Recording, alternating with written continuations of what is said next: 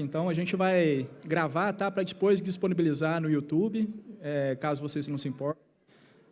A gente preferiu não fazer a transmissão diretamente, mas a gente vai tentar disponibilizar esse material também, esse registro, que tem sido bem bacana. Então, boa noite a todos, todas e todes. Todo mundo seja muito bem-vindo aqui para esse terceiro dia, né, da nossa 9ª Semana de História. Queria, em primeiro lugar, agradecer muito o comprometimento de todo mundo que tem ajudado a tornar viável essa nossa ideia, esse nosso experimento, né, de fazer um evento que, ao mesmo tempo, seja uma oportunidade de avaliação dos nossos currículos, que possa nos orientar para os projetos de futuro que a gente quer construir aqui, coletivamente, no curso de História da Unifal. Então, quero agradecer aos estudantes e às estudantes que têm participado dos fóruns, que têm assistido aqui às palestras, né, que têm participado de todas as atividades. Quero agradecer os professores que têm contribuído também com a organização dos fóruns, que têm trazido os estudantes para cá, para fazer essas discussões. Quero agradecer as monitoras, né, que estão ajudando a gente, a Cídia, a Giovana, a Larissa, a Júlia, a Cecília e a Laina, né, que têm oferecido uma ajuda indispensável para a gente na divulgação, na organização das atividades. Meus colegas e minhas colegas também da comissão organizadora. Então, fico muito feliz, né, pelo comprometimento de todo mundo com esse projeto que nós também construímos coletivamente, né, nos nossos espaços deliberativos aqui do curso. Hoje eu tenho o grande prazer de estar aqui mediando esse papo, essa conversa, né, que a gente propôs intitular de uma maneira provocativa, né, como Somos de Humanas, desafios técnicos e ambientais à profissão do historiador e historiadora. Na palestra de segunda-feira, a professora Maria da Glória, ela lembrou, né, de um paradigma predominante no campo da produção historiográfica, que foi firmado por aquela máxima do Mark Bloch, né, que a história é a ciência dos homens no tempo, e colocou essa frase num tom de indagação, né? Será que a história, a historiografia é, de fato, apenas a ciência dos homens no tempo?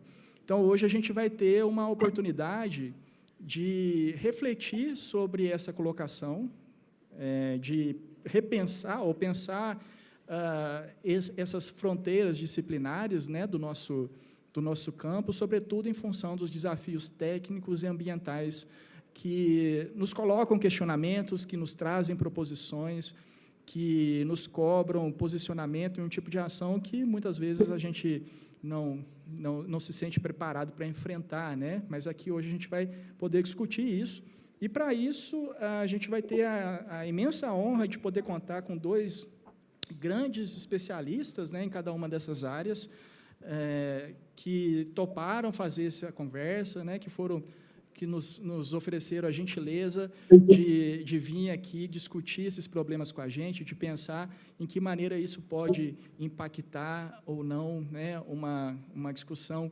curricular, uma discussão de projeto de futuro de curso. Então, eu vou apresentar aqui, rapidamente, né, fazendo um resumo da biografia desses, né, dois pesquisadores e professores que vão estar aqui com a gente hoje.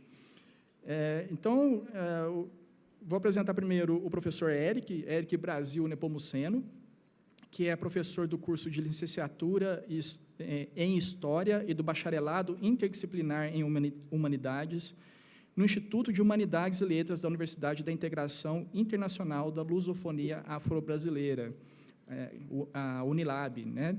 Doutor em 2016 e mestre em 2011 pelo Programa de Pós-Graduação em História Social da Universidade Federal Fluminense, realizou o estágio de pós-doutorado no Instituto de História Contemporânea da Faculdade de Ciências Sociais e Humanas da Universidade Nova de Lisboa, atuando como investigador visitante no Laboratório de Humanidades Digitais.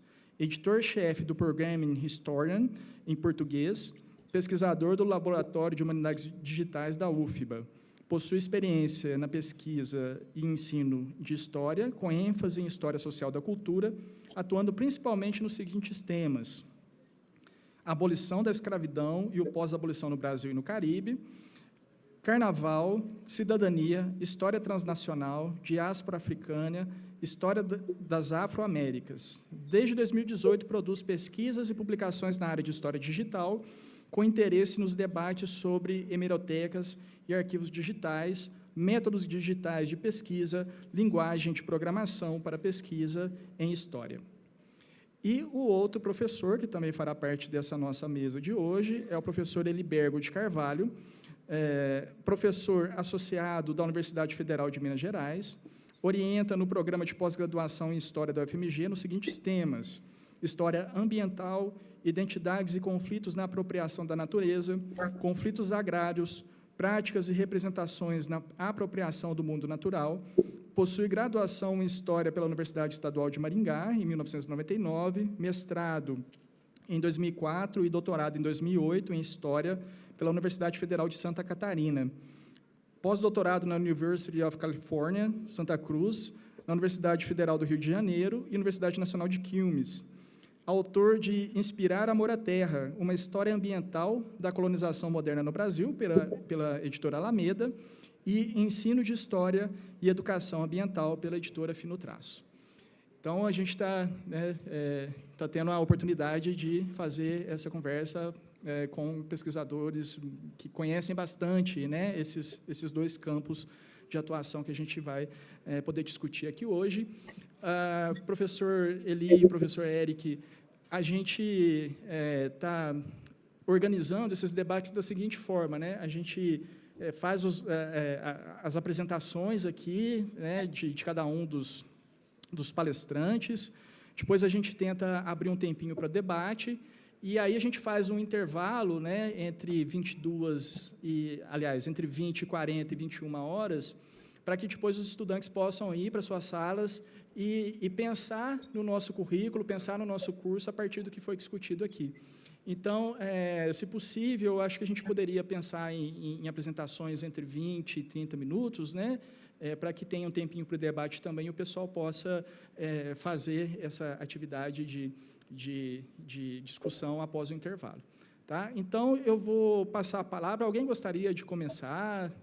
Na ordem que eu coloquei o professor Eric e depois o professor Eli, mas eu acho que né, vamos começar, então, pelo professor Eric, pode ser? Só para manter aqui a organização. E é isso, né? Agradeço demais assim, a gentileza de vocês, a disponibilidade de estar aqui com a gente hoje, né? Gostaria que fosse presencialmente, como eu estava discutindo com o Eric, mas eu fico muito feliz de ter essa oportunidade também de poder contar com pesquisadores tão gabaritados assim, né, graças também à possibilidade da gente se encontrar virtualmente. Tá? Então, passo a palavra ao professor Eric, agradeço mais uma vez a presença e desejo a todos e todas um excelente debate nessa noite de hoje. Muito obrigado, Walter. Estão me ouvindo bem? Qualquer coisa, vocês avisem aí se o som não estiver legal, alguma coisa assim. Está de boa? Eu posso aumentar meu microfone ou abaixar? Você veja aí se está tudo bem. Estão ouvindo bem, pessoal? Está legal? Está claro? Está ótimo, Eric. Pode continuar. Que tá beleza. Perfeito.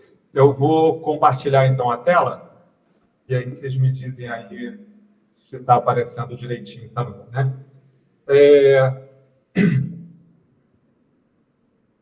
Imagino que esteja aparecendo. Estamos vendo sim, Eric, está perfeito. Beleza. Eu consegui um jeitinho aqui que eu estou vendo você também, Walter, então, menos mal, porque às vezes a gente fica da aula 4 anos de pandemia, sei lá quanto tempo foi, eu já perdi a conta. A gente pode debater um pouco a percepção do tempo, como mudou nesses últimos anos, e a gente dava muitas aulas sem ver a nossa própria cara e a cara dos alunos, por causa dessas lives, compartilhando a tela. Então, pelo menos agora eu estou conseguindo ver, arrumei um jeito aqui. Mas, assim, vou começar de praxe agradecendo e muito feliz de estar podendo participar de um evento que tem um propósito que me é muito caro. Inclusive, vou falar um pouco sobre isso também na minha fala. Acabamos de encerrar, no ano passado, uma pesquisa do PIBIC sobre essas percepções dos professores de História sobre as necessidades de mudança a partir das novas tecnologias e das novas formas de lidar com as fontes. Então, para mim, esse debate é muito importantes também. A gente está fazendo aqui na Unilab. Fico muito feliz de poder estar aqui, de contribuir de alguma forma. Eu vou tentar falar até menos, porque eu estou muito afim de, mesmo virtualmente, a gente poder debater, conversar. Essa é uma grande vantagem, apesar das tantas dificuldades que passamos na pandemia. Pelo menos agora a gente já se habituou mais a fazer os eventos com as participações remotas, mesmo não sendo o ideal. Então, eu espero ainda encontrar Walter aí em algum desses eventos presencialmente, mas agradeço muito o convite e também a presença do Eli. Vou aprender muito hoje também. Eu preparei uma fala, fiquei pensando, né, o que eu podia juntar hoje para contribuir, já que o propósito tem um propósito bastante prático e importante de repensar o próprio curso de História.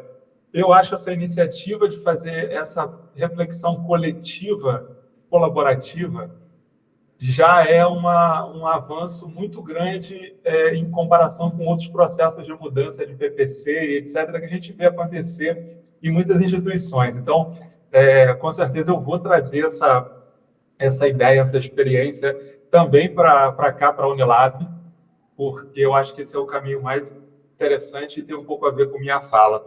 Então, quando veio a pergunta da mesa, somos de humanas, eu pensei em trazer algumas contribuições a partir dessa tal de história digital, vamos conversar também sobre isso. Mas eu acho que a gente é de humanas, a gente descobre que é de humanas logo de cara quando a gente tenta mexer nessas tecnologias digitais e falar, nós somos de humanas, né? Aqui a gente tem muito essa brincadeira, né? O pessoal aqui é de humanas, então a gente tem dificuldade. Eu me coloco nisso também, quando a gente vê debates mais direcionados para a inteligência artificial, ou para os próprios algoritmos, né? Ou para o uso mesmo de qualquer ferramenta, qualquer aplicativo que demande da gente uma curva de aprendizagem um pouco maior. E nessa hora a gente fala, nós somos de humanas, não temos dúvida disso. Então, eu acho que hoje a ideia é conversar em que medida nós de humanas, porque somos mesmo, somos muito importantes para esse debate também. Então, eu acho que a gente, aí falando como historiador, a gente tem que cada vez mais disputar esses espaços e se colocar nesse debate. Então, eu acho que somos de humanas, temos que nos orgulhar disso e disputar esses espaços, porque nós fazemos muita falta quando a gente não está presente nos espaços de discussão sobre tecnologias digitais.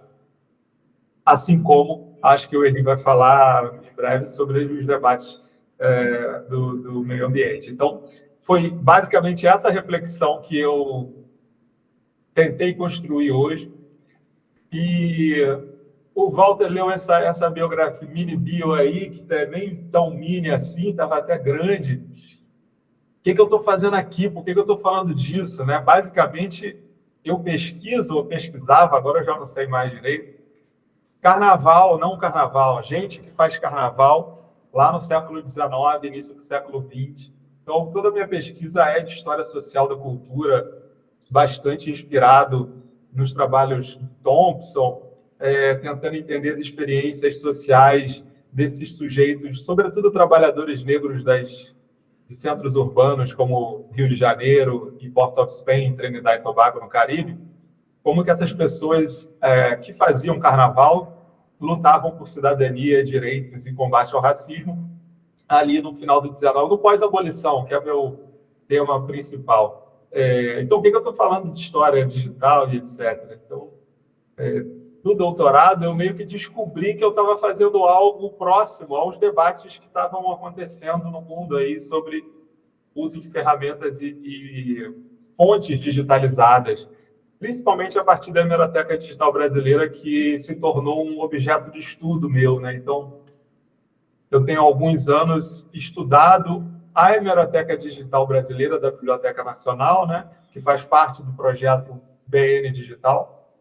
Eu tenho estudado como objeto de estudo para a história, mais do que só utilizado ela. Então, eu tenho algumas publicações já que refletem sobre a hemeroteca, e o meu pós-doutorado, como o Walter falou, finalizei ano passado, foi pensando sobre bibliotecas digitais em língua portuguesa, comparando a biblioteca portuguesa com a brasileira, desenvolvendo algumas ferramentas. Em breve eu vou publicar algumas coisas, se a correria da vida permitir.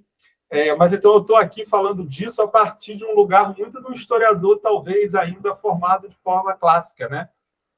Estudo de fontes inicialmente não digitais, documentos policiais, pedidos de licença, e que, com o passar do tempo, acabou migrando para utilizar fontes digitalizadas e ferramentas digitais para pesquisa. Então, as minhas reflexões estão partindo um pouco daí. Mas, antes disso, tem um debate que ainda acontece, e é importante que aconteça, o que é essa tal de história digital, né? Eu não vou tentar definir ela. Tem um livro do Adam Greenbaum que fala: a história digital precisa de que a gente faça as suas histórias, mais do que tentar definições, porque tem muitos elementos que contribuem para uma historiografia digital desde a década de 50, por aí. Mas, na verdade, o que eu queria pensar com vocês é que, em breve, o termo história digital talvez ele não seja mais necessário, ou ele não faça mais sentido a partir do momento em que toda a disciplina, ou pelo menos parte significativa dela, vai ser feita, se é que ela já não é, feita mediada com a mediação de tecnologias digitais. Então, até que ponto a história digital existe? Acho que ela ainda existe hoje, ainda é importante que a gente use esse termo até para disputar o campus da historiografia, isso faz parte, mas talvez seja um termo transitório. Em algum tempo, num futuro breve, essa ideia de história digital não vai ter mais sentido, a não ser que a gente esteja fazendo uma história do digital. Porque em determinado momento, e eu acho que isso não vai demorar muito, já está acontecendo, todas as nossas fontes e dados, em algum momento, vão ser uma coleção de zeros e uns, vão ser elementos digitais, ou fontes que eram analógicas e foram rematerializadas num novo objeto digital. Então, essas questões elas estão postas e eu acho que não são questões para o futuro, elas são questões para o agora. E elas também trazem um risco e um problema muito grande que tem sido debatido na história digital e, sobretudo, pelos críticos da história digital, que é um grande risco de quando a gente valoriza uma perspectiva de história que reforça sobremaneira a necessidade de recursos estratosféricos, de infraestrutura muito avançada e uma história produzida quase sempre em língua inglesa e olhando para dados que muitas vezes são enviesados por conta do seu próprio processo de criação, a gente corre o risco de voltar no passado, coisa que a gente avançou tanto nas últimas décadas. A gente pode correr o risco de voltar para uma história muito atenta apenas para os números e menos para as experiências sociais. A gente pode reforçar uma perspectiva muito eurocêntrica a partir do momento em que os grandes centros de produção tecnológica e de financiamento para essas pesquisas estão na Europa e nos Estados Unidos. E a gente pode voltar ainda e caminhar para uma utilização de metodologias com pouca reflexão teórica. Eu acho que esses são 3 riscos que a história digital coloca, até porque acho que a gente já está na fase de não estar ingênuo com as tecnologias. A gente pode até colocar o debate da semana do Elon Musk versus Alexandre de Moraes, né? Todo mundo sabe que esses debates não são... A tecnologia não está aí para propagar a democracia, para tornar o acesso ao conhecimento livre, gratuito e universal. A gente não está mais nessa fase de ingenuidade em relação às tecnologias, mas a gente também precisa ter esse cuidado com desse campo mais amplo das humanidades digitais. Mas no que toca diretamente à história, a historiografia apresenta tantos avanços nas últimas décadas, ao longo do século XX, da gente sofisticar as reflexões teóricas para além de uma história muito quantitativa, eurocêntrica, que a história digital não pode vir como um reforço dessa perspectiva que, em vez de ser algo inovador, vai reforçar perspectivas ultrapassadas. Então, esse é um cuidado que eu acho que a gente tem que ter também. E isso está diretamente ligado à nossa prática do dia a dia. Nós, como historiadores, historiadoras, ou formados ou em formação, hoje em dia a gente começa qualquer projeto de história, e aí a gente pode explodir isso para as humanas, a gente começa de forma digital. E eu gosto muito desse meme aí, desse GIF do Patrick, né? Ele representa muito, às vezes, o nosso dia a dia usando o computador, né? E a tecnologia parece que vai salvar, e logo depois a gente está enraivecido e querendo quebrar tudo. Principalmente quando o Windows começa a fazer aquele update, aquela atualização que você não consegue desligar ele, né? Aí você quer fazer isso aí com ele.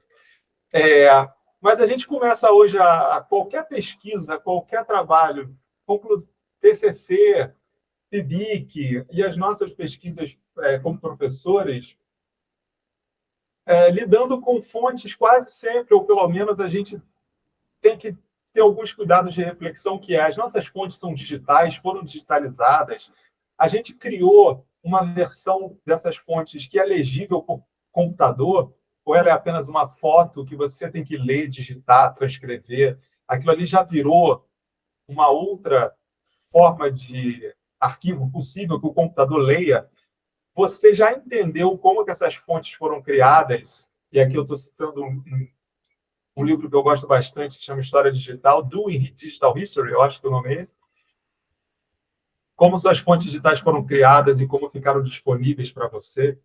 Mais do que responder essas perguntas, essas são algumas questões que aparecem hoje para a gente. E elas vão piorando conforme a gente vai avançando nesse meio. Então, como que a gente coleta esses dados? Como que a gente organiza esses dados? As nossas fontes viram dados em que momento? Quais são os formatos e extensões dos arquivos que a gente vai usar para armazenar e para reutilizar? Ele é um CSV, um JSON, XML, um TEI, um RDF, um PDF, famoso, famigerado e terrível PDF? Ou é só uma foto em JPG, um PNG? É um GIF ali igual do Patrick quebrando coisas? Como é que a gente lida com tudo isso? E mais, né?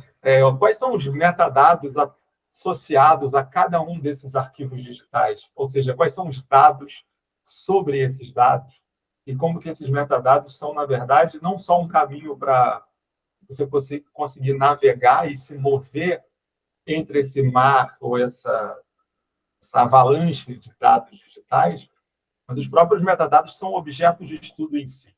Bom, eu quis colocar essas questões não para tentar responder agora, nem para assustar todo mundo, mas é para dizer que a nossa profissão hoje demanda que a gente compreenda isso e mais, que a gente gaste um tempo refletindo sobre isso como parte da nossa tarefa básica como historiadores, da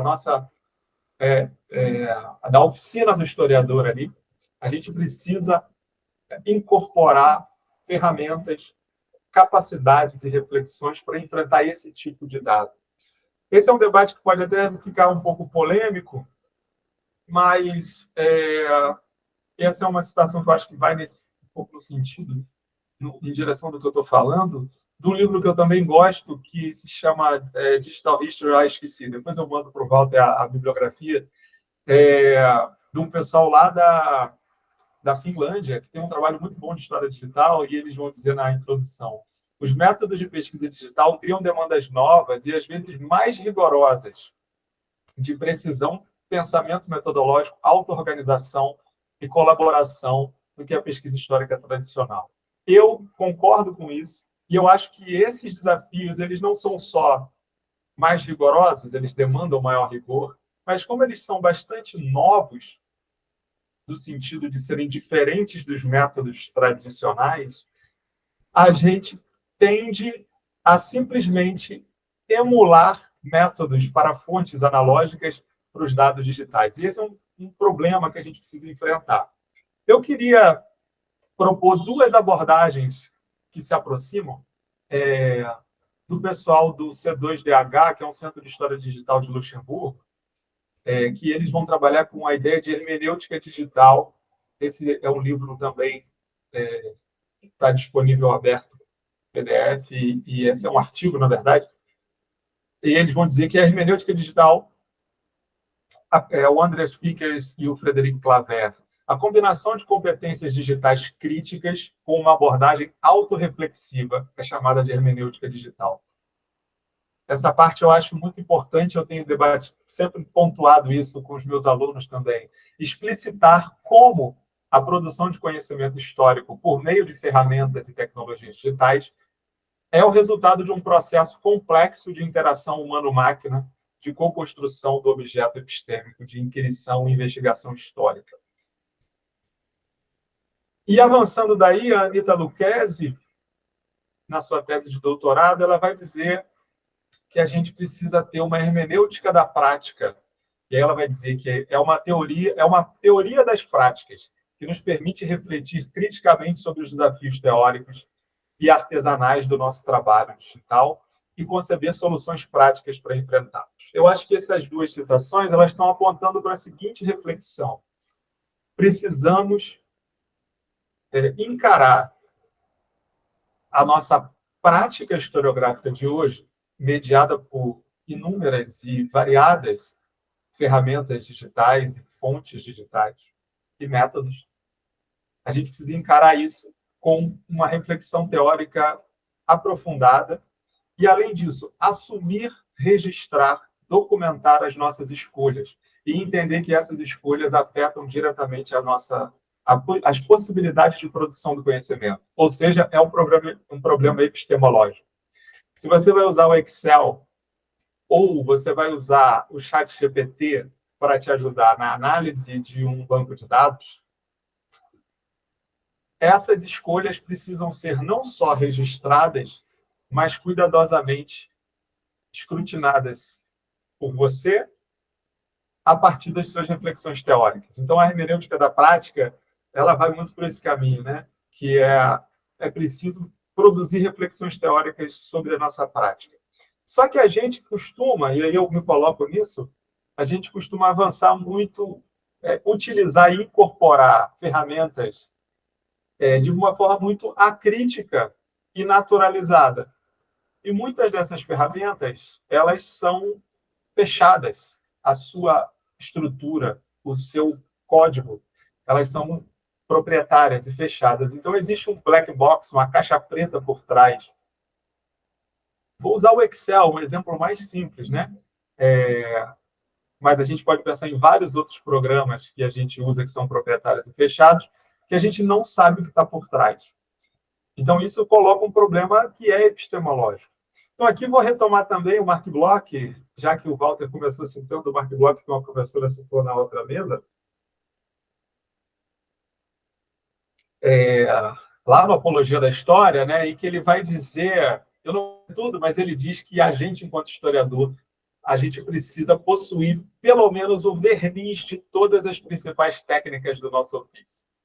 Eu entendo que hoje o verniz dessas técnicas, ele estava falando muito, pensando nessas disciplinas auxiliares, como paleografia, etc., né, diplomática e etc.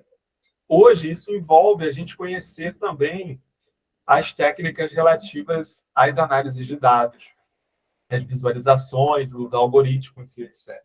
Ele vai dizer, e aí é o encaminhamento que eu dou para avançar na reflexão, que não é suficiente, que é impossível nós aprendermos todas essas técnicas, porque nós somos de humanas, nós somos de uma área. A gente tem que entender as possibilidades, ou pelo menos como essas técnicas podem contribuir para a nossa pesquisa, mas a gente precisa muito trabalhar colaborativamente com os profissionais dessas outras áreas.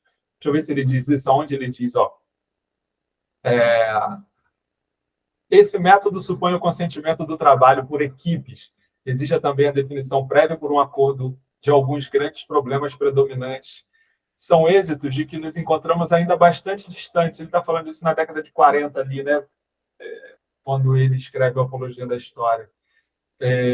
que a gente não vai dar conta de aprender a programar. Esse já é um ponto que eu posso colocar aqui para a gente debater. Não quer dizer que nós precisamos ser programadores para fazer história de agora em diante. Mas a gente precisa conhecer o verniz disso, para poder sentar junto com programadores, programadoras, com o pessoal da ciência da computação e etc., e poder trabalhar coletivamente, colaborativamente para avançar.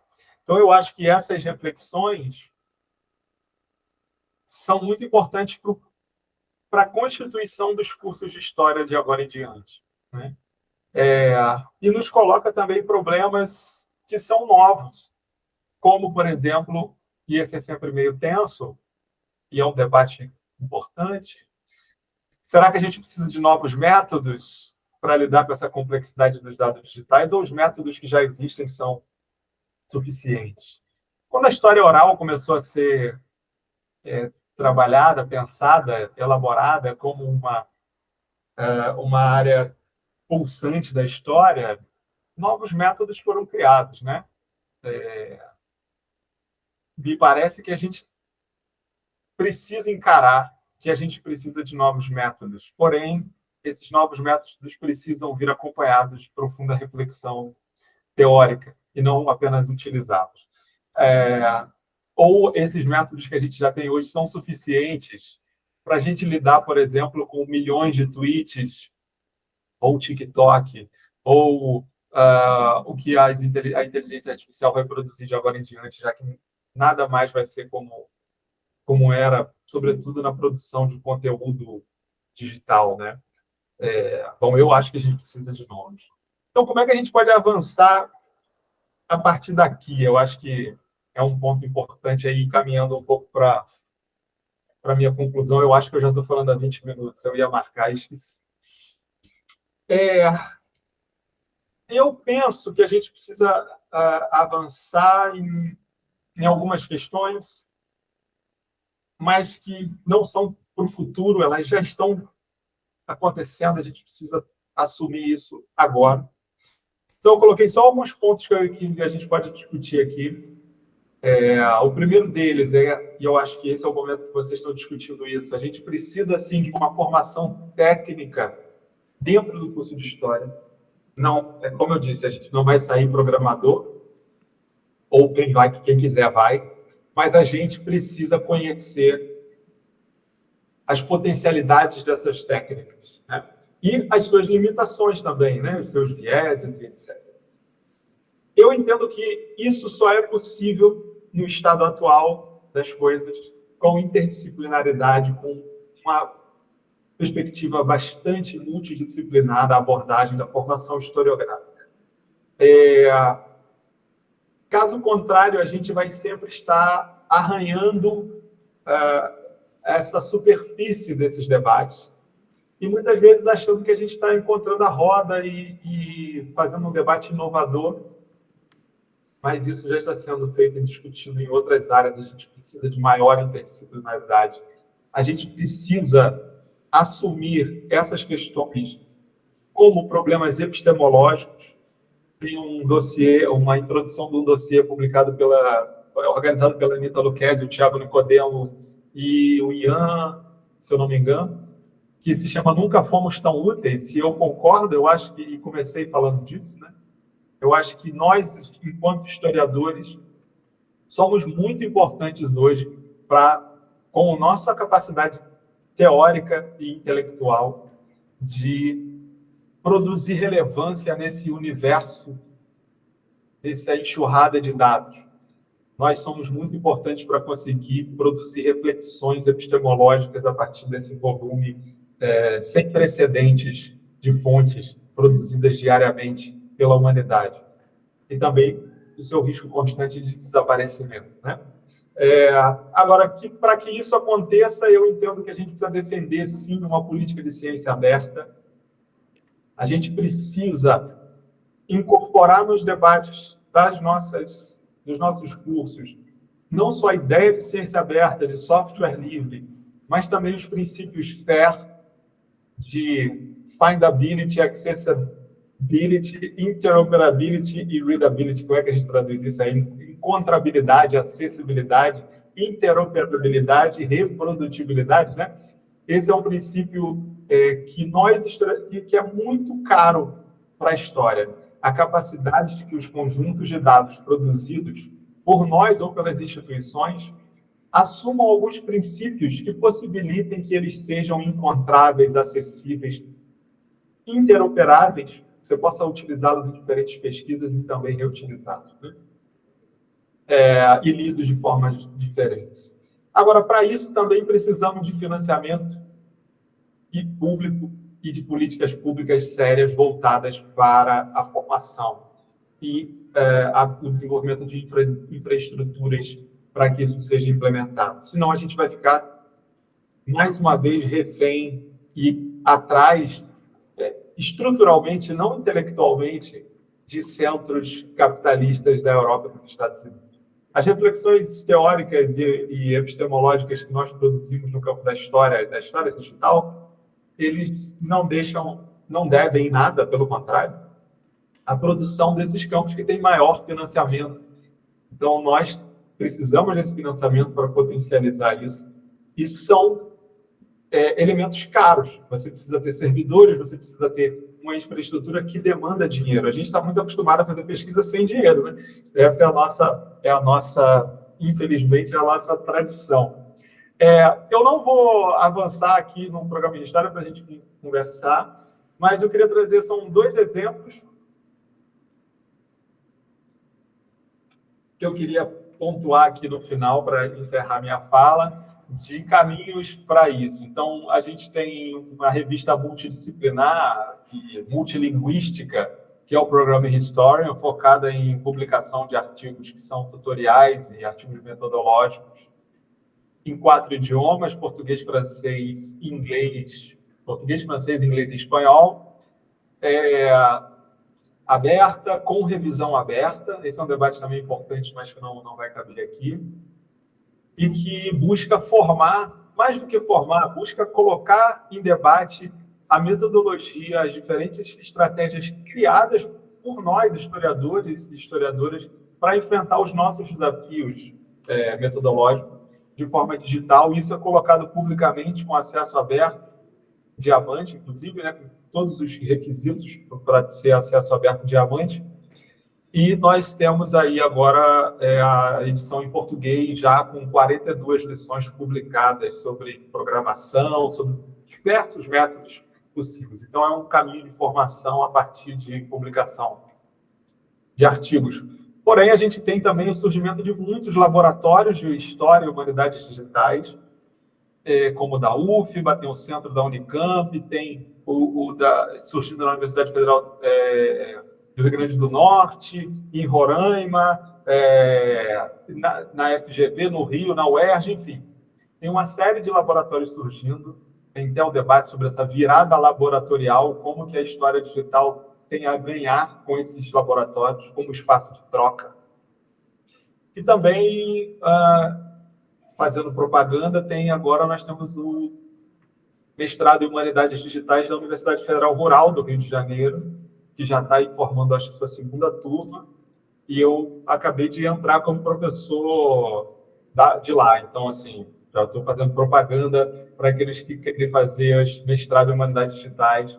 A Rural, eu acho que é o primeiro mestrado do Brasil, sim, e eu não sei, é um dos primeiros da América Latina, eu não sei, eu acho que na Argentina tem um, mas é um dos primeiros. Então, para concluir, para não tomar muito tempo, ali tem o link do programa de História. Eu vou mandar essa apresentação para o Walter depois, com as citações e as referências, depois ele passa para vocês. Mas é isso, eu queria concluir dizendo que somos de humanas, sim, e na hora que a gente tem a dificuldade de lidar com esses debates, a gente assume mais ainda a nossa caráter de humanos. Mas, ao mesmo tempo, é por sermos de humanas que nós somos indispensáveis nesse debate sobre tecnologias digitais. E o curso de História precisa incorporar isso na sua formação. E isso tem que ser... É um tema transversal do curso de História. Ele não pode estar restrito a uma disciplina específica chamada História Digital, Introdução à História Digital, porque ela vai acabar sendo uma disciplina de nicho também para quem tem interesse. De alguma forma, esses debates são os mesmos debates, são os debates metodológicos hoje essenciais para a formação do historiador.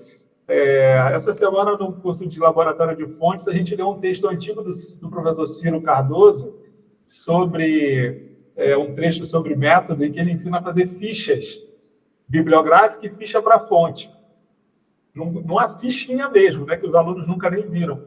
E aí a gente pegou para fazer essas fichas no Zotero e as fichas de fontes no Trop. E os debates que ele propunha são debates que a gente precisa fazer hoje, de registro, de controle, de cuidado metodológico, né? E, ao mesmo tempo, a gente precisa extrapolar essas reflexões, incorporando tudo que as reflexões sobre a tecnologia digital têm a contribuir. Então, assim, tá aí os meus contatos, eu vou mandar para o Walter direitinho, que tem os links. Conheçam a Unilab, conheçam o curso de História, e também o Laboratório de Humanidades Digitais da UFBA. A gente está sempre produzindo coisas que a gente acha interessante, espero que vocês também. Mas é isso, agradeço muito a escuta e espero que possamos conversar. Obrigado, Walter.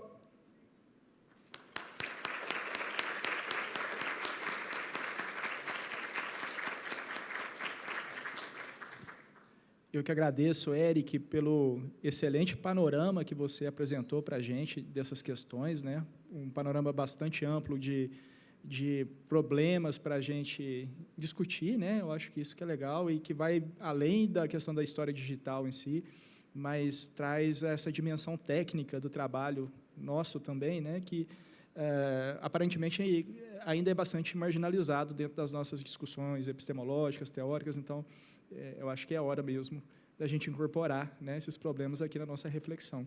Bom, mas vamos deixar o debate para daqui a pouco.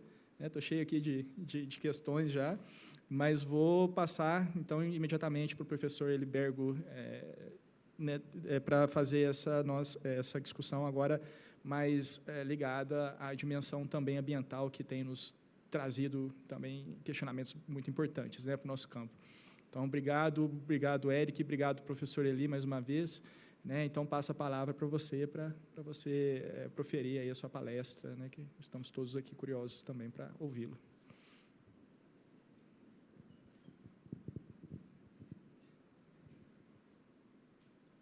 Bom, primeiramente, eu queria agradecer pelo convite. Vocês estão me ouvindo bem?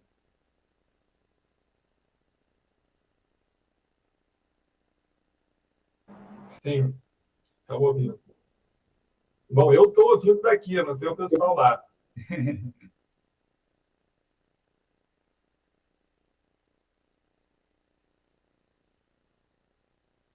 Alô? Estamos ouvindo bem, sim. Aqui tem um probleminha com esse microfone, porque tem que apertar o botão e ficar segurando toda a vida até ele poder ficar ativado. Então, eu vou desativar ele aqui agora para não dar nenhum tipo de eco, e qualquer coisa aí, qualquer dúvida como essa, você só espere um minutinho até eu poder ativar o microfone aqui, que ele é chatinho de ligar, tá joia? Mas estamos ouvindo sim, tá ótimo, Eli, obrigado. Vamos compartilhar, então, a apresentação.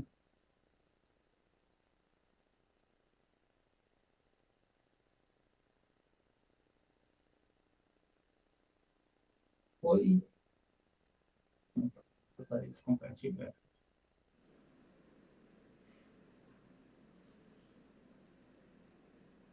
Falando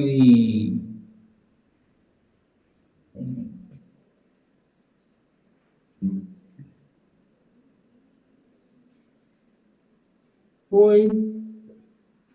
Sim, está carregando já. Estamos vendo já a sua apresentação. Muito bem. Bom, então, como eu dizia, eu queria, primeiramente, agradecer especialmente ao professor Walter pelo convite, por estar aqui nessa noite, parabenizar o professor Érico pela sua fala, cumprimentar todas as pessoas que se dispuseram a estar aqui essa noite para nos ouvir falar, nos ouvir nessa noite. A minha fala vai se centrar no subtítulo Desafios Técnicos e Ambientais à Profissão do Historiador. Né? Obviamente, né, dado a leitura do meu perfil, e o mini currículo, né? O desafio aqui que me interessa é principalmente o desafio colocado pelas questões ambientais, com a sua emergência, ou a emergência do conceito de meio ambiente em meados da segunda metade do século XX, né? O que faz uma reconfiguração epistêmica, como diz o Henrique Leff, que nos faz repensar a forma como nós narramos o nosso passado. Só que, na minha fala aqui hoje, eu pretendo abordar isso não a partir das discussões mais amplas de um desafio que coloca em xeque a própria existência da espécie humana em última instância, para usar essa palavra que serve para tudo, né? Mas no limite coloca a existência da própria espécie, o desafio é a sobrevivência da própria espécie, né?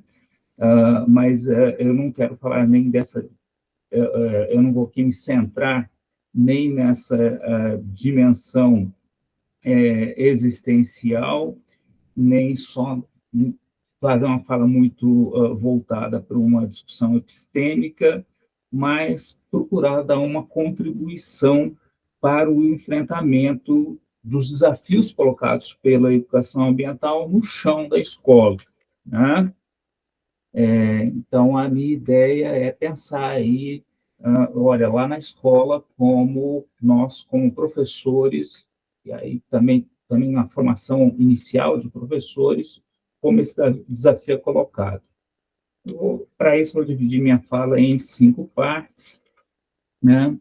Na primeira parte, eu quero falar um pouco sobre a educação ambiental, pelo menos dando alguns elementos gerais.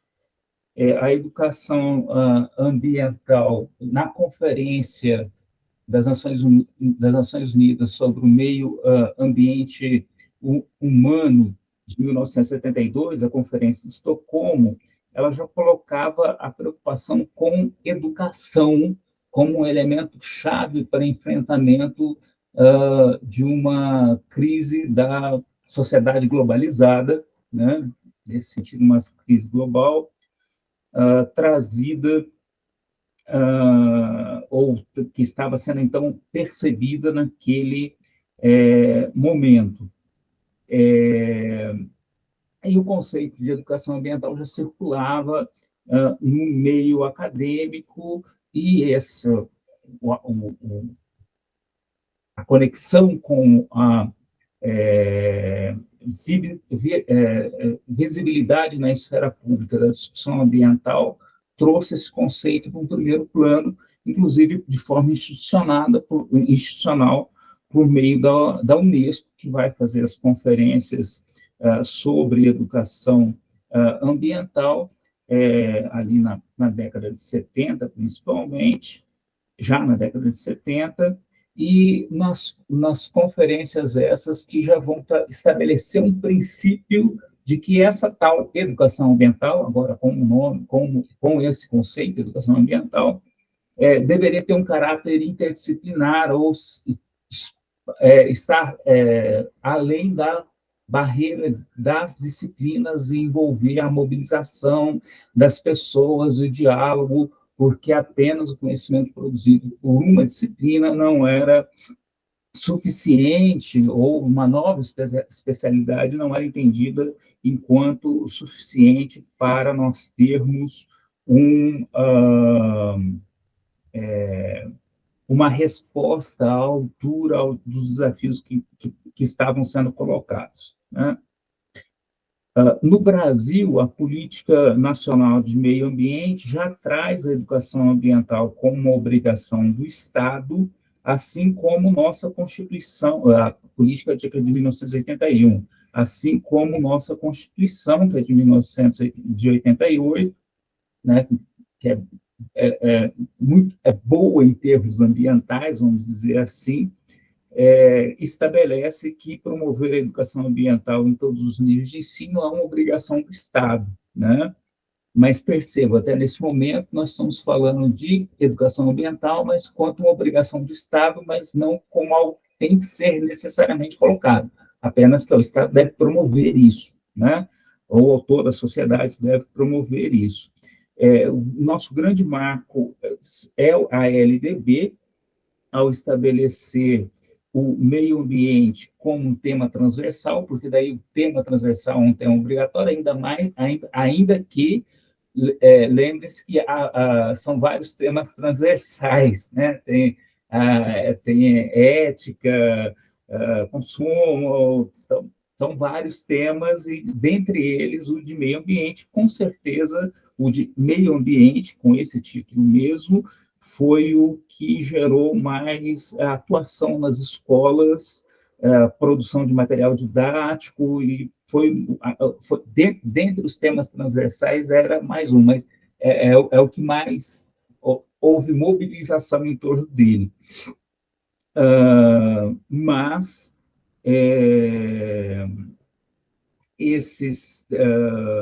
essa incorporação ainda do meio ambiente, como tema transversal, era mais um dentre outros temas a serem discutidos, né?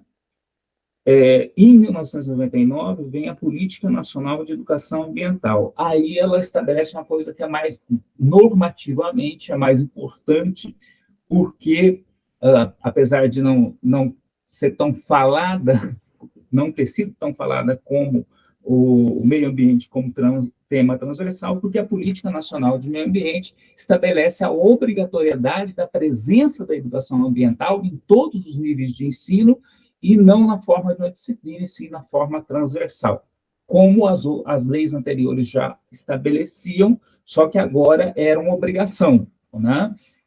E para todos os níveis de ensino, não só para o ensino básico do tema transversal meio ambiente, mas a educação ambiental era e é uma obrigação em todos os níveis. Por isso, quando vai ter um processo, por exemplo, de reconhecimento de um curso de graduação, seja ele de história ou de contabilidade, você tem que explicar para os avaliadores do MEC onde você inseriu a discussão de educação ambiental no currículo do curso, mas em algum lugar tem que estar sobre o risco do projeto, do curso não ser reconhecido, né? Então, isso é uma coisa normativa que foi estabelecida e que teve um peso, apesar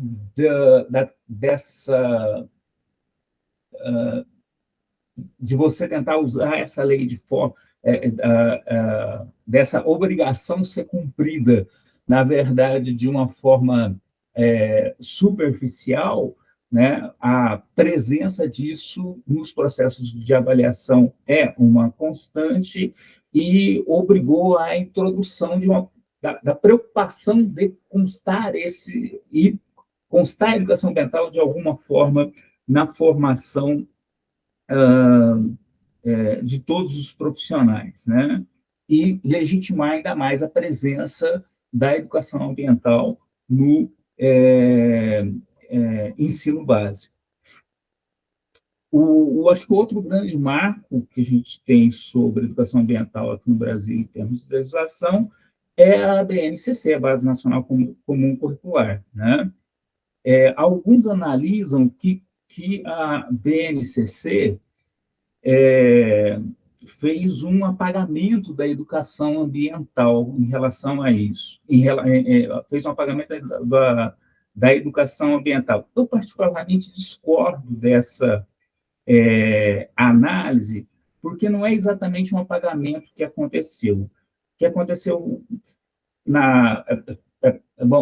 mas eu entendo quem faz esse tipo de análise, principalmente a partir quem fez essa análise, principalmente no período a partir do governo Bolsonaro, foi um momento que o governo federal fez políticas antiambientais em todas as áreas, então parecia que, né, era uma política de terra arrasada, né? E a educação ambiental não ficou fora disso.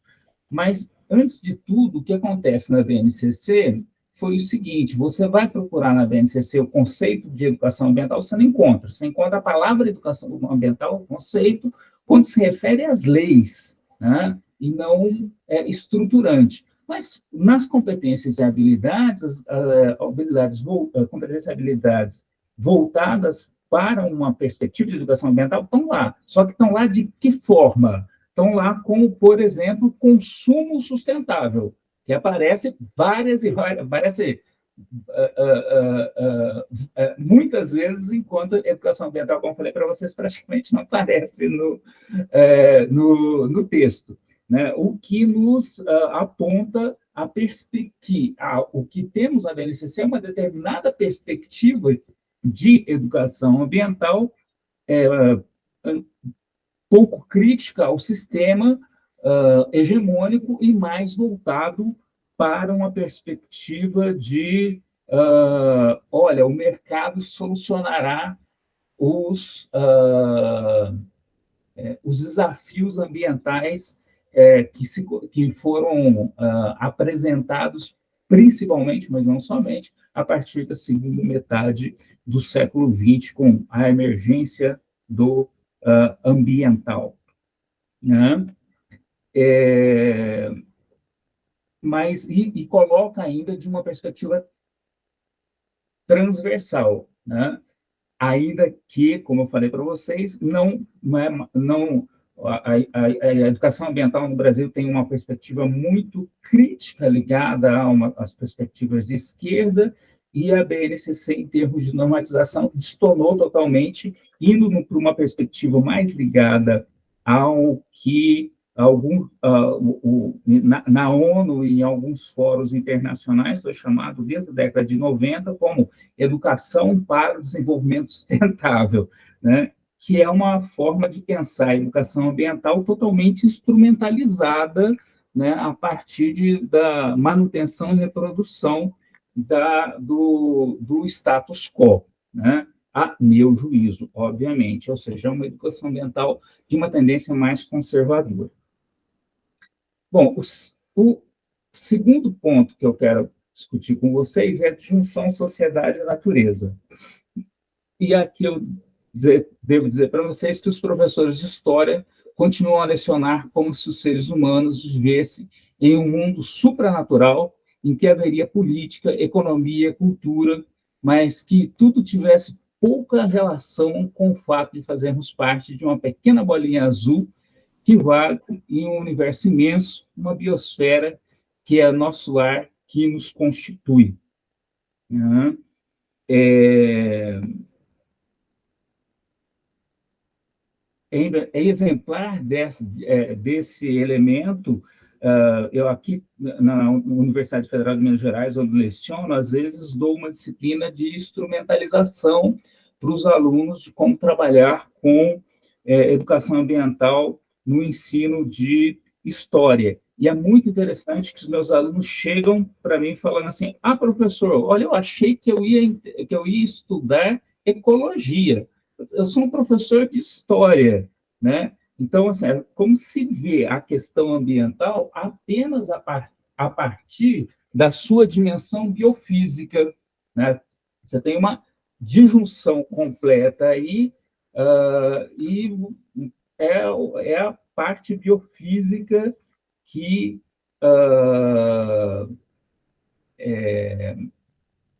parece que deve ser ensinada, de forma que a educação ambiental, ao invés de ser uma problematização da relação sociedade e natureza, acaba sendo reduzido ao ensino de ecologia, né? O que é extremamente problemático, né?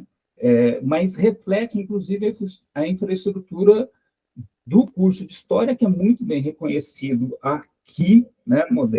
Sem modéstia à parte, né? Que é muito bem reconhecido aqui, mas que, por exemplo, introduz uma disciplina que é geral para as licenciaturas aqui, chamada Bases Ecológicas para o Desenvolvimento Sustentável, né? E aí isso tem tudo a ver com aquela perspectiva de uma educação para o desenvolvimento sustentável e uma perspectiva muito pouco crítica quanto a respeito do sistema hegemônico nessa proposta de educação ambiental, a meu juízo, né? Então, não é à toa que os meus alunos fazem lá no primeiro semestre bases ecológicas e depois, no meio, no final do curso, às vezes fazem uma disciplina minha e percebe, fala assim, professor, então era isso que era educação, que era educação ambiental, é isso que a gente pode discutir educação ambiental no curso de História, né?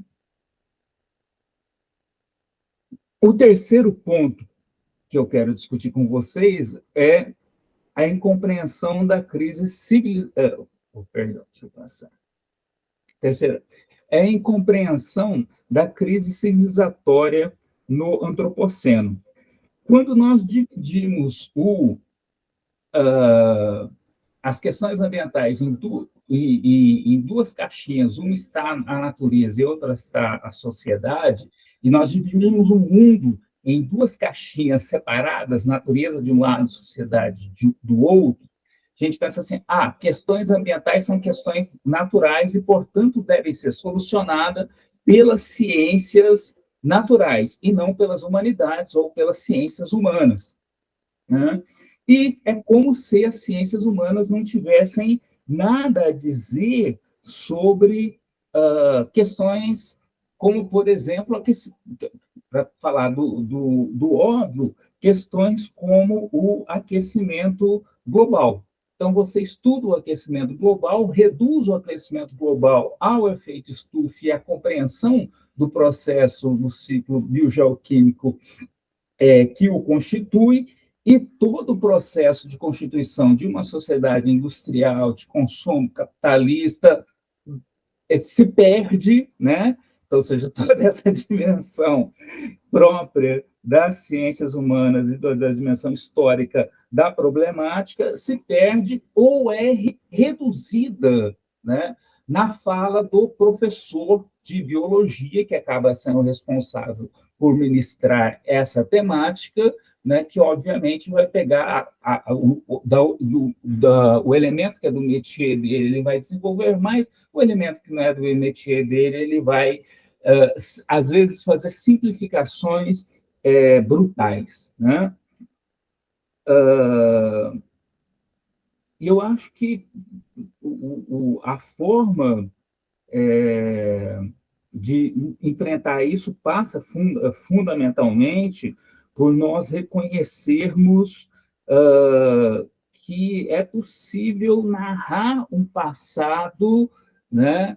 E que, ao narrar esse passado, os elementos não humanos e humanos estejam lá presentes juntos, porque a disjunção, a separação, né, desses elementos é uma fantasmagoria criada pela sociedade moderna, e nós reificamos, nós naturalizamos essa fantasia recorrentemente, né? Brodel escreveu sobre o Mediterrâneo já faz o quê? 70 anos ou mais? E nós ainda, quando vamos dar aulas sobre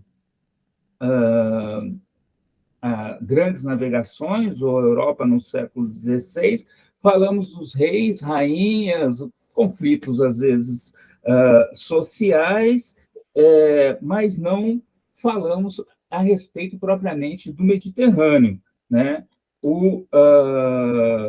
Heródoto falou que o Egito é uma dádiva do Nilo, mas o historiador, na sua aula de história, recorrentemente reduza o Egito à mitologia, faraós, reis, na melhor das hipóteses, relações de exploração, a invenção da escrita, mas nunca a relação daquelas sociedades com o ambiente. Como eu disse logo no início, parece que a história flutua no ar. E aí eu vou para o meu quarto item, que é a narrativa escolar sobre os não-humanos como uma ideologia do capitalismo. Ou seja, pensar que a concepção disjuntiva entre sociedade e natureza leva a natureza a não estar presente no ensino de história é corroborar uma interpretação que acompanha a lógica do poder que pretende determinar até mesmo a forma de se opor a ele, né? Às vezes a gente é muito crítico, e recentemente eu li um texto justamente sobre isso, um autor falando assim, olha, não, nós precisamos, e aí estava se apoiando na pedagogia histórico-crítica, tá, contra o capitalismo, só que na sua narrativa, a disjunção entre sociedade e natureza continuava a aparecer, e é inseparável, né? Eu tenho, muito rapidamente, deixa eu tentar fazer isso, por exemplo, eu tenho uma pesquisa sobre, que está no meu livro, que foi comentado logo na introdução, como que a história de Mato Grosso, narrada até 1991, representava a popular, era uma história elitista do tipo de história do Instituto Histórico Geográfico, factual, voluntarista e feita pela elite local para a construção, principalmente, da identidade mato-grossense. E o mundo natural e a população local eram simplesmente silenciados, né? É muito interessante alguns livros que eu analisei nesse trabalho, então, é um capítulo do livro, nesse trabalho, que assim, é um livro com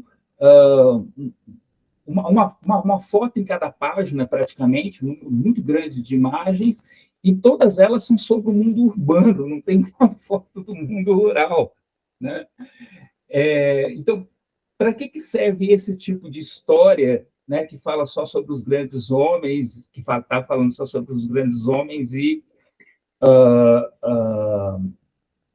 está falando só sobre os grandes homens, silenciando sobre o povo e silenciando emblematicamente também a respeito da população pobre local. Ora, isso legitima um determinado projeto de modernização que durante o século XX estava implantado na estado de Mato Grosso, infelizmente não terminou no século XX, mas foi principalmente no século XX, e a efetivação foi principalmente a partir da segunda metade da década de 60, que era a ideia de, olha, para modernizar esse estado, nós temos que eliminar a vegetação daqui nativa e trazer imigrantes de fora, porque essa floresta é um empecilho para o desenvolvimento, e essas pessoas, sejam os indígenas, sejam as comunidades camponesas locais, são inadequadas para essa modernização. Então, vamos trazer gente de fora, e foi o que aconteceu, um processo gigantesco de migração de população para aquela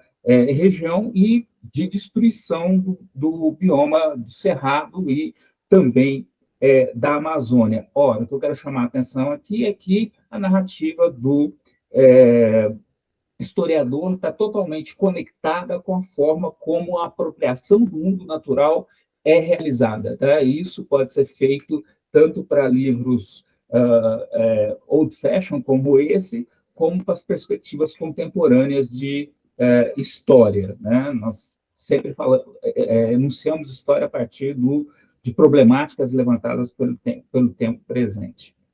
E aqui eu passo para o meu quinto item, né, em virtude do tempo, né, para dizer que jamais somos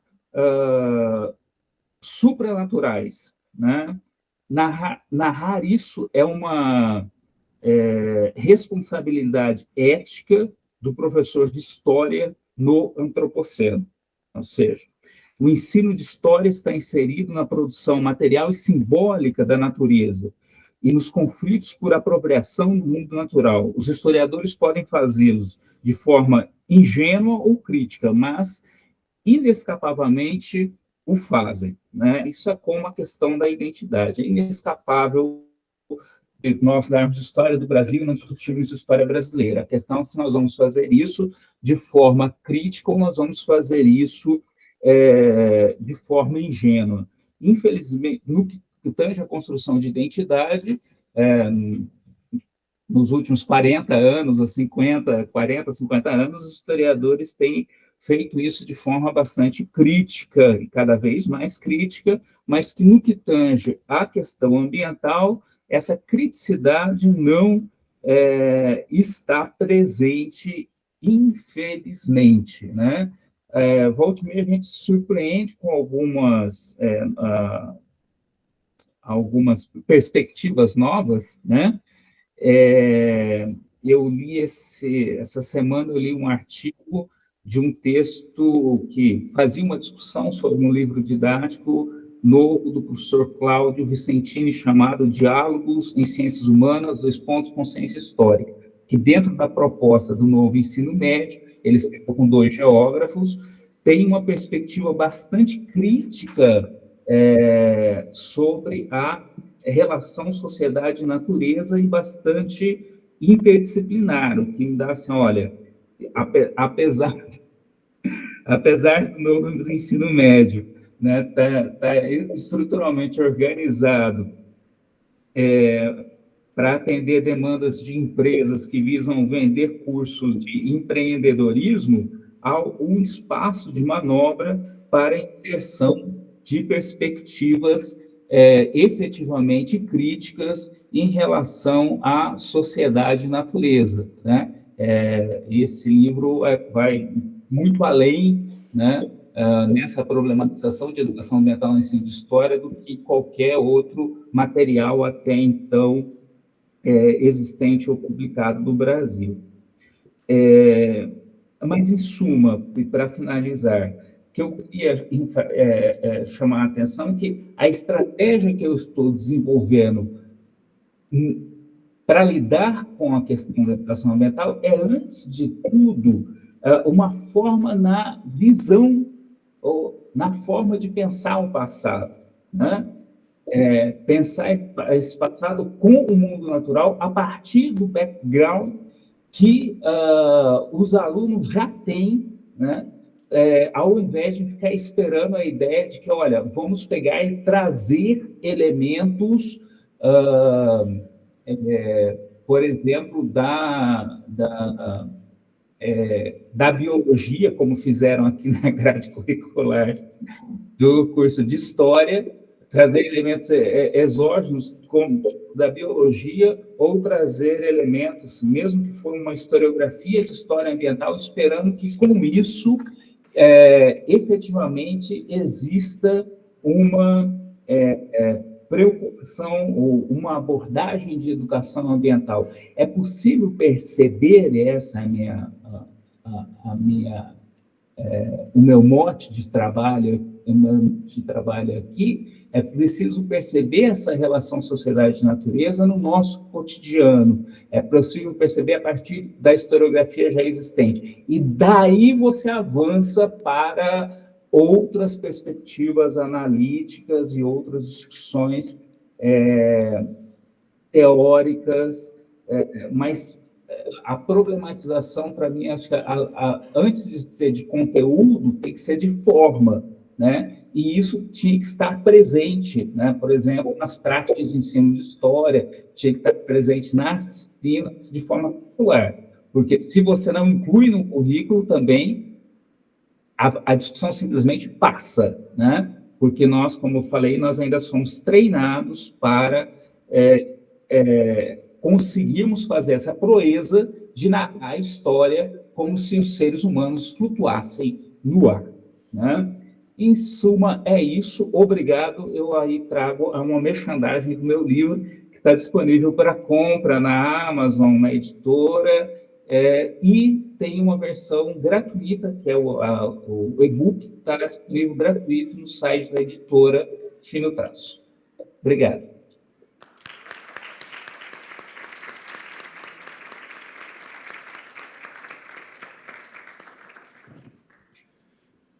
A gente que agradece, professor Eli, sem dúvida uma referência fundamental para a gente começar a entrar na discussão desse campo, né, que você apresentou para a gente aqui. Também um panorama muito interessante, muito amplo, para a gente pensar como as discussões né, desse campo da história ambiental foram entrando, né, no campo da historiografia também, e a importância de fazer essa discussão hoje. Então, agradeço muito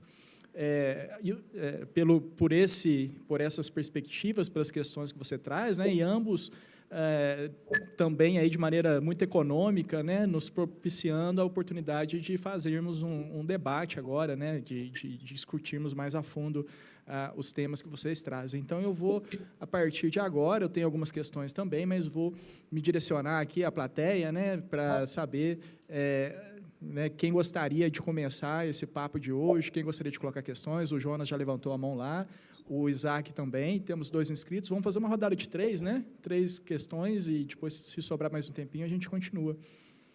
Alguém mais gostaria de colocar alguma questão? Então, se eu não for contemplado também nas questões do Jonas e do Isaac, eu também gostaria, ao final, de colocar também algumas perguntas para a mesa, né? Então, eu vou pedir para vocês virem aqui, por favor, mais próximo, para que a câmera possa pegar também vocês, e aí os professores poderem os ver, né? Tá aí, Jonas.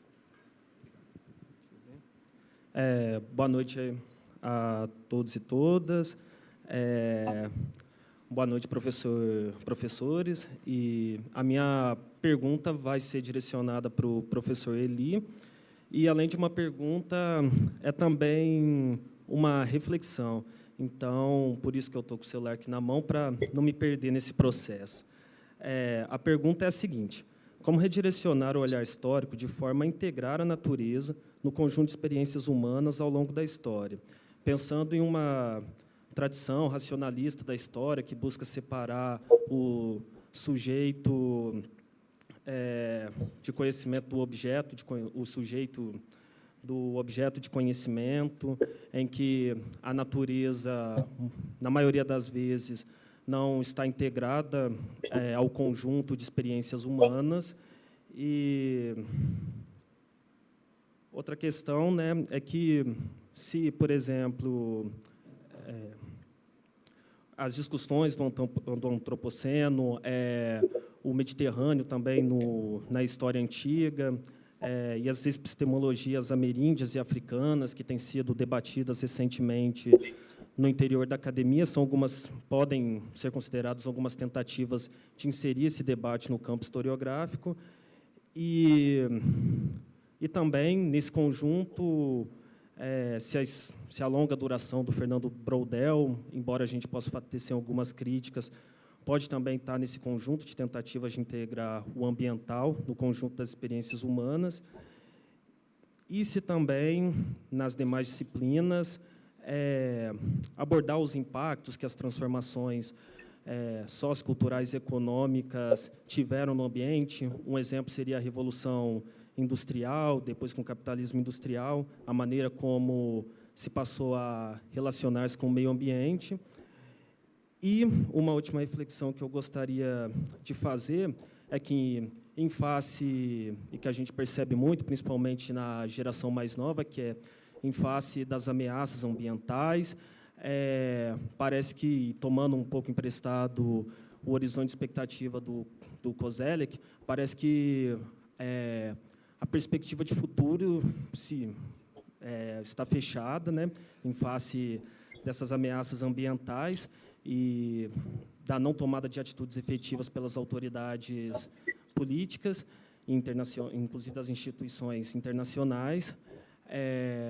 Então, justamente por isso, o próprio Hartog vai falar sobre que nós estaremos vivendo no presentismo, né?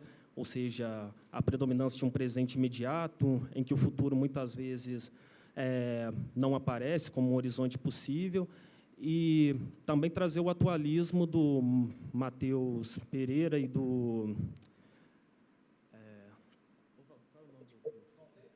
o Valdei Araújo, o Matheus Pereira, em que eles vão, em grande medida, no presentismo do Hartog, mas fazendo a crítica de que, diferente do presentismo de Hartog, a dimensão do futuro existe aqui, mas somente submetida ao presente imediato, né? Então, fazendo essas reflexões, essa é a minha pergunta, né? Em face de toda essa conjuntura, como que a gente pode inserir no debate historiográfico as questões ambientais, junto com as experiências humanas? É isso.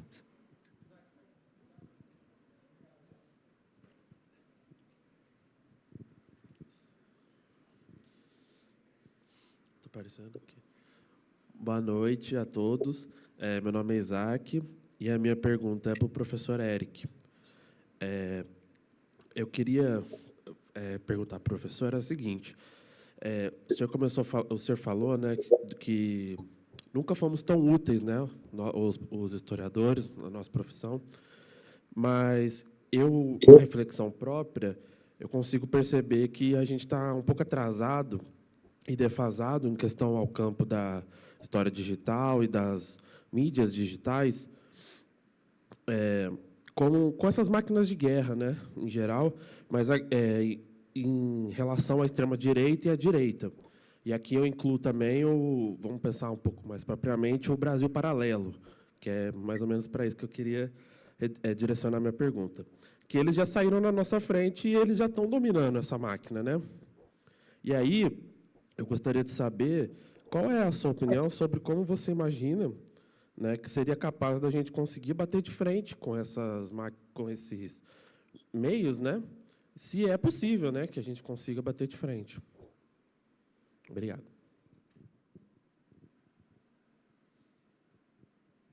Mais alguém que gostaria de fazer uma questão? A gente já está com o relógio um pouquinho adiantado, né? Eu vou, então, só fechar rapidinho aqui, porque assim, eu achei muito interessante ambos os professores indicarem, né, campos de reflexão historiográfica que começaram de uma forma marginal, né, começaram como reflexões marginais ao campo e hoje se mostram elementos fundamentais para que a gente possa entender a história do capitalismo, dos processos de colonização, ou seja, a gente não pode abrir mão de compreender essa dimensão técnica desses processos, né, e também a gente não consegue pensar, como o professor ele colocou, o próprio capitalismo sem levar em conta, digamos, a dívida ecológica que ele produz, os processos de externalização, né, que ele tentou produzir, de modo que se tornam campos de reflexão fundamentais, né, para o nosso exercício profissional. Ou seja, a gente tem uma responsabilidade ética, como vocês colocaram, de enfrentar esses problemas. Então, diante disso, eu queria saber de vocês como vocês veem essa inserção desses dois campos, né, de reflexão na nossa disciplina, ou seja, se vocês conhecem exemplos, o professor Eric falou dessa virada laboratorial, eu achei muito interessante isso, né? Eu acho que é uma saída muito interessante para resolver uma série de problemas também, começar a desenvolver uma perspectiva em que laboratórios ocupem o espaço, né, atribuído tradicionalmente à sala de aulas, pelo menos progressivamente, que a gente possa trabalhar de maneira interdisciplinar. Eu acho que é uma saída que também para pensar a história ambiental. Mas eu queria saber como que isso tem acontecido, se vocês conhecem exemplos de interdisciplina, de entrada de disciplinas, né? O professor Eli trouxe o exemplo da UFMG também, mas vocês conhecem outros exemplos de como isso tem abordado, como isso tem sido disciplinarizado, como isso tem sido incorporado pelo nosso campo nas universidades, né? Os efeitos disso, ou seja, alguns exemplos para nos inspirar também a pensar no movimento que a gente né, nos movimentos que a gente pode ou não fazer aqui em Alfenas também, né? Então, é isso. Passo a palavra, então, para vocês aí, para responderem como preferirem. Podemos manter a mesma ordem? Foram perguntas muito simples, né? A de ali, então, a primeira coisa simples, aí, as reflexões. Com certeza a gente avançaria esses debates aí no pós-aula, presencialmente, muito mais. Eu vou começar do final, né, por a pergunta do Walter e juntando a pergunta do Jonas, né? Eu acho. Tomara que eu não esteja trocando o nome. Achei a fala dele muito importante também, porque essa reflexão do digital, ela também não pode acontecer sem incorporar os debates ambientais, até porque qualquer site, qualquer pegada digital, né, esse é um termo que também está sendo muito usado, deixa rastros de poluição cada vez mais estudados, e isso é uma preocupação. Inclusive, tem várias pesquisas interessantes sobre como que um site, uma página, quanto de poluição gera e de consumo de energia e etc. E muitas vezes a gente olha essas tecnologias apenas por um viés, às vezes um pouco ingênuo, da salvação dos problemas, e quando muitas vezes elas estão reforçando e mantendo o status quo, como a gente já viu, né? Dito isso, eu vou tentar responder a pergunta, que é difícil, né? Mas vou começar pelo Walter para tentar chegar e responder a primeira questão. Eu acho, sim, que uma saída no momento atual é pensar, talvez, espaços interdisciplinares, como laboratórios, talvez seja o maior exemplo. Esse termo, virada de laboratorial, ele tem sido utilizado em algumas produções, principalmente na Europa. Tem um trabalho que eu gosto muito, do Max Kiman, que chama, em português, zonas de troca, se eu não me engano, como que esses laboratórios são zonas de troca que vão além do aprendizado de métodos e uso de ferramentas, mas de trocas de reflexões teóricas também. Então, eu entendo, e aí eu vou pelo caminho que eu até já tinha dito, e acho que o Eli mostrou isso muito bem, também a partir da legislação sobre a perspectiva transversal desses temas. Eu também acho que, no caso do uso das tecnologias, ele precisa ser encarado no curso de História como um todo. Então, assim, do lado aqui do curso de História, a gente fez uma reforma do PPC recentemente, até para poder abrir aqui na Unilab, no Campo dos Malês, na Bahia, para abrir o curso diretamente pelo SISU. A gente fez uma mudança, e a gente fez essa reflexão. A gente vai criar uma disciplina chamada História Digital como obrigatória.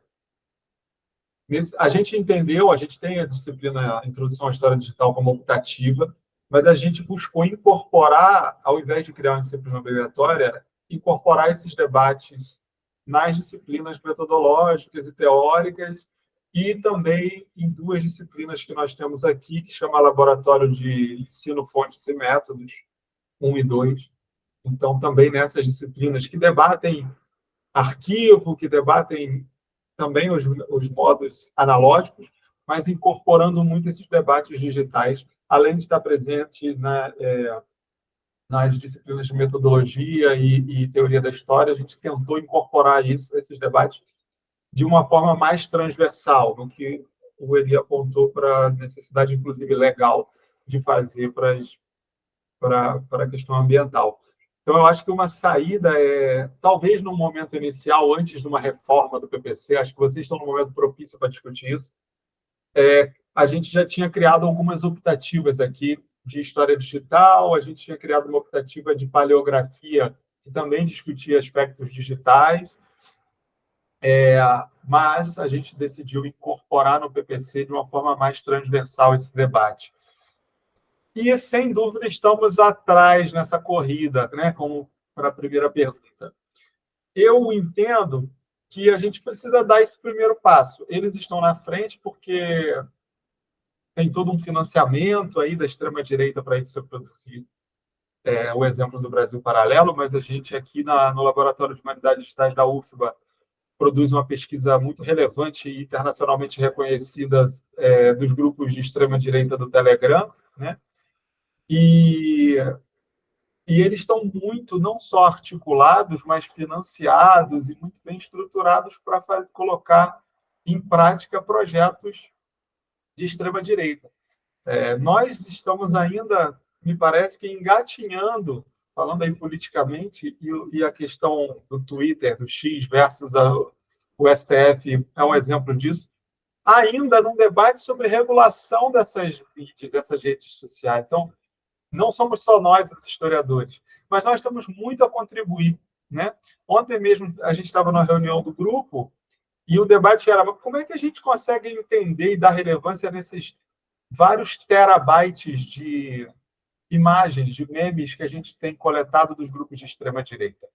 Quem consegue dar relevância, entender as conexões e construir os algoritmos, colaborar na construção dos algoritmos, por exemplo, para entender as articulações e as construções por trás desses grupos de extrema-direita, são os cientistas sociais, os historiadores. Junto com o pessoal, o engenheiro de dados, o pessoal da ciência da computação e os programadores. Então, assim, por isso somos úteis. Mas, sem dúvida, nós estamos alguns passos atrás, não só do aspecto político, mas da nossa própria capacidade de articulação disso dentro da própria disciplina. Então, eu acho que isso parte da sociedade civil também. Há uma pressão dos movimentos sociais por enfrentar isso. Então, os governos, especialmente agora o governo do PT, está num dilema sobre esse enfrentamento principalmente da regulação dessas mídias. E a gente precisa enfrentar isso dentro dos nossos cursos também. A gente precisa de formação técnica, mas incorporar essa formação técnica nos nossos debates teóricos. Eu não sei se eu te respondi, porque é uma pergunta daquelas que vale um seminário inteiro sobre isso, né?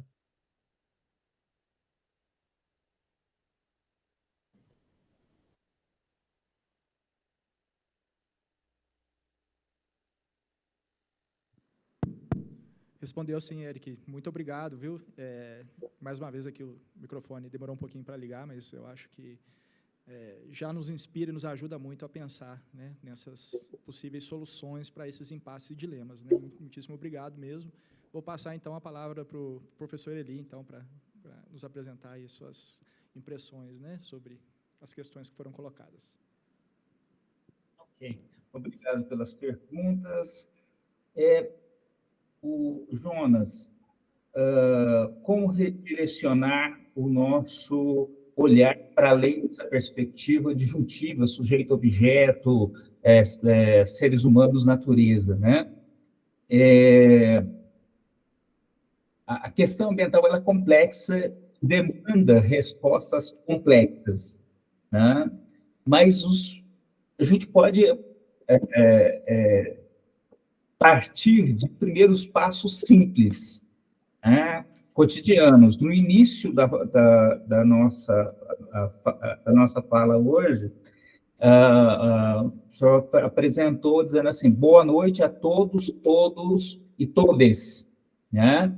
Ao fazer isso, ele está introduzindo uma disrupção numa noção dicotômica de gênero, né? Apenas ao enunciar isso, né? Então, ele está nos obrigando todos a repensar um mundo que é organizado apenas em dois gêneros. Essa é a proposta, você entende?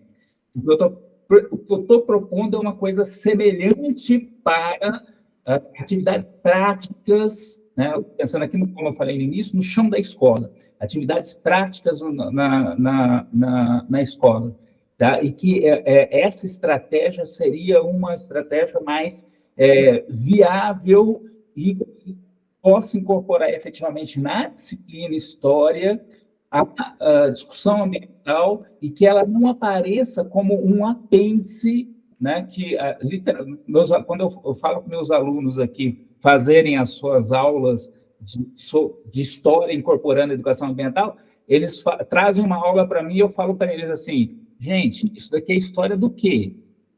Ele vai falar assim, não, isso daí é sobre reciclagem. Então, está querendo montar uma história, uma aula sobre educação ambiental. Eu pedi para você montar uma aula sobre história, tá? Então, vai fazer uma aula sobre Revolução Industrial e fala sobre hiperconsumo a partir daí, tá? E não me traga uma aula sobre um que parece não ter nada a ver com história, porque epistemologicamente, nós tendemos, né, o nosso modelo de interpretação do mundo tende a ser dissociativo, né? Então, realmente é um grande trabalho ali, mas essa atitude de remodelar o olhar ali e de confronto permanente em relação a essa disjunção, acho que é uma estratégia viável que eu tenho experimentado ela, né? Você levantou muitas outras questões sobre as epistemologias não ocidentais, que eu acho que é fantástico manter esse diálogo, né? Mas lembrar que ele é um diálogo, lembrar que o conceito, sei lá, como bem viver, não é uma categoria nativa indígena andina, né? Ela é a reapropriação de uma categoria indígena latina pelo movimento indigenista e pela ecologia política, né? E aí há um trabalho político de articulação, tanto acadêmica, conceitual, quanto de mobilização social e de construção de conceitos, né? E é esse o nosso papel intelectual, né? Eu só dizendo uma coisa assim, as pessoas andam lendo muito alguns autores indígenas e ficaram muito deslumbrados com isso e esquecem de fazer a crítica intelectual desses processos de construção dessas epistemologias, né? A gente não pode sair do execrar e desconsiderar toda forma de saber não disciplinarizado, né, para uma aceitação acrítica. A gente tem que saber estabelecer o diálogo com essas outras formas de saber. Um saber respeituoso, né, que abandonar a premissa de uma ciência arrogante para adotar uma premissa de uma ciência humilde. Com isso, estabelecer um efetivo diálogo. Mas é diálogo, né? Sabendo que é um outro com o qual nós estamos conversando. Muito rapidamente sobre Brodel, a longa duração tende a um determinismo. Então, assim, a gente tem que atentar para as multiplicidades de temporalidades, mas relacionar os tempos biológicos de longuíssima duração com outras temporalidades sociais. Eu acho que é um desafio da Big History, é um desafio de várias outras vertentes e que está aí colocado e que faz parte dessa coisa complexa que a gente tem que enfrentar. A questão que eu podia colocar, e por último, a questão que você poderia colocar assim, na nossa sociedade, ou na sociedade hegemônica consumista, só existe presente, né? Então, como que a gente pode falar de educação ambiental, né, e de uma perspectiva ambiental que pressupõe um futuro e uma solidariedade geracional com as futuras gerações, né? Porque, afinal, se a gente não tivesse solidariedade geracional nenhuma, até esses dias me perguntaram sobre aquecimento global, eu falei assim, não, os efeitos piores do aquecimento global vão morrer antes de perceber todos eles. Tá? Não acho que eu vou demorar tanto, que eu vou viver tanto assim, né? Então, se eu não tenho solidariedade geracional, não tenho... não vou me importar com isso. Há que se criar esses valores, né? E entre eles a solidariedade geracional. Mas mais do que uma invectiva, uma exortação, uma exortação aqui, olha, do que nós temos que fazer, eu acho que a questão do presentismo da sociedade de hiperconsumo contemporânea, ela bate com um problema simples, né? O princípio de realidade, né? A entropia que nós estamos todos sujeitos a ela, a redução da biodiversidade, o aquecimento global a longo prazo, né? Isso tudo estão cobrando, vão continuar cobrando o deslocamento de pessoas em virtude de problemas ambientais, especialmente os refugiados climáticos, que tanto se fala, essas questões vão sendo colocadas cada vez mais, e nós temos que lembrar que essa perspectiva que é hegemônica do presentismo, é só lembrar que, para nós, longo prazo no mercado financeiro é 5 anos. O que são 5 anos? Né? Então, esse presentismo, ele é uma fantasmagoria. Nós temos que lembrar disso. Né? E aí, pensando, o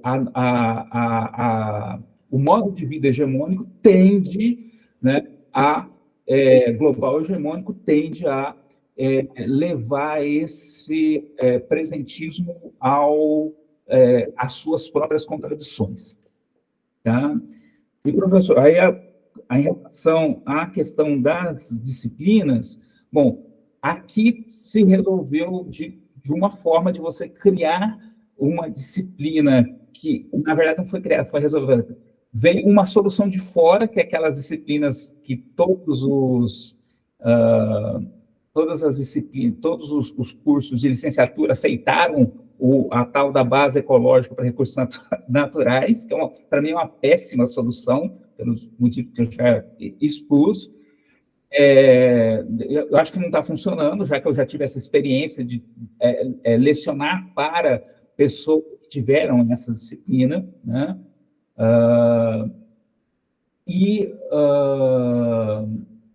Então, para além dessa solução institucional, dentro do departamento, que a gente tem são optativas que, basicamente, eu ofereço. Professora, quer dizer, quem trabalha agora na graduação com isso, professor efetivo do departamento, professor que está no departamento, sou só eu no momento. Né? E aí, assim, aí eu ofereço optativas de estruturalização que tem... O retorno dos alunos é muito bom, as avaliações que os alunos fazem é muito, muito positiva. Né? No mundo ideal, né, para mim, deveria ter um acordo no departamento para a inclusão da educação ambiental, de uma perspectiva ambiental, de forma efetivamente transversal. Né? Infelizmente, muito dificilmente isso acontece em virtude das micro-relações de poder que existem em cada departamento. Quando a gente fala de reforma curricular, as pessoas querem defender o seu mundinho ali, seus interesses particulares mais egoístas possíveis. Eu lembro quando eu fiz minha graduação, um dos primeiros movimentos que eu fiz foi uma grande mobilização dos alunos para a inclusão da história da África no currículo da universidade onde eu fiz a graduação. Apesar de todos os nossos esforços, foi debalde, o departamento fez ouvidos moucos, que era a nossa principal reivindicação era essa, né? Mas o departamento fez ouvidos moucos, aprovou a reforma curricular, não incluiu a África, que era o que nós estávamos pedindo. Quantos anos depois, veio a lei, né, e estabelece a obrigatoriedade do ensino de África, e aí, por força de lei, você introduziu. E todo o campo de história da África explodiu, né, em virtude da lei, né, e não em virtude de uma ação de transformações por parte dos próprios departamente. Né? Infelizmente, é muito difícil fazer reforma nos departamentos quando a gente pensa assim numa perspectiva macro e de longo prazo, que tipo de profissional nós queremos formar, e se nós estamos querendo formar um profissional que efetivamente dê conta de ler o mundo no século XXI. Né? E, para mim, assim, sem a perspectiva ambiental, a pessoa tem uma visão literalmente ingênua de mundo no século XXI. Tá? Daí, nesse contexto, não sendo possível um mundo ideal, a prática real é da introdução de disciplinas de história ambiental. Quem introduziu, sempre fala que deu muito bem, a disciplina obrigatória, são poucos lugares que introduziram, conheço algumas, como na Federal do Pará, na UNB, que inclusive teve concurso para professor na área de História Ambiental. O resultado foi muito bom, mas eu não tenho uma avaliação quantitativa para afirmar isso. O resultado, a minha amostragem é enviesada, porque ela resulta do diálogo no âmbito do Grupo de História Ambiental da ANPU, né, sobre essa temática. Né? E aí as pessoas falam das suas várias experiências, e elas são invariavelmente muito positivas, e são crescentes, mas a amostra é viciada. Agora, eu acho que era isso. Excelente, Eli. Muito obrigado também pelas suas respostas. Obrigado, Eric. Eu acho que vocês foram bem pontos aí importantíssimos desse debate. Infelizmente, a gente não tem tempo mais para continuar. Nós até passamos um pouquinho do tempo aqui, mas eu acho que foi muito legal, porque, enfim, vocês nos deram aí orientações muito, muito amplas, né, para que a gente possa fazer esse debate de maneira muito qualificada aqui também. Então, agradeço mais uma vez a generosidade de vocês, né, o interesse em participar também dessa nossa atividade, e desejando que a gente possa se encontrar mais vezes aí, conversar mais sobre esses temas que também nos interessam muito aqui, tá joia? Então, uma boa noite, muito obrigado, e até uma próxima. E para o pessoal que está aqui... Obrigado, pessoal. Desculpa, vocês Tchau, querem... gente, valeu. Fazer dar um tchau aí, desculpa, foi bem delicado da minha parte aqui. Vai lá, Eric. Nada, só isso. Valeu, obrigado, gente. Tchau, tchau. Faça um bom proveito aí da noite. Adeus. Mano, espero que tenha sido útil. Muito obrigado pela me escutarem. Boa noite. Sem dúvida, boa noite.